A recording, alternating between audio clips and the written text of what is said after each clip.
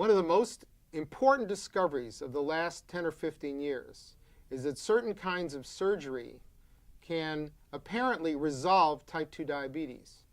There are several kinds of surgery. They're usually called bariatric surgery, or nowadays they're called metabolic surgery, which can be performed relatively safely in individuals who have diabetes. In some cases, many cases, the blood sugar comes back to normal. When the bariatric surgery is performed, several things happen. First, the size of the stomach is reduced, and that is the so-called lap band procedure that many of you have heard of. In that case, people can't eat as much, and so their weight goes down.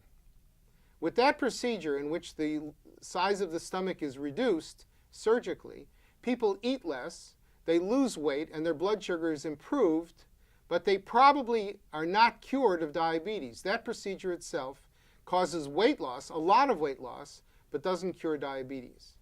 There are other procedures in which, when the food exits the stomach, instead of going through the early or the upper part of the gut, called the duodenum, it's actually diverted into the lower part of the gut. And for mysterious reasons, when that happens, when the gut does not see the food that exits the stomach, the blood sugar can be normalized. This is a very surprising result, and it's not just due to the weight loss. Because if we do weight loss by diet, the blood sugar is improved, but it's not normalized. Now, there are many investigators, including me and my colleagues, who are trying to understand why it is that bariatric or metabolic surgery causes normalization of the blood sugar, which at least is, if it doesn't cure diabetes, it definitely stops it for some period of the time. It probably relates to certain kinds of proteins or molecules that's secreted by the gut.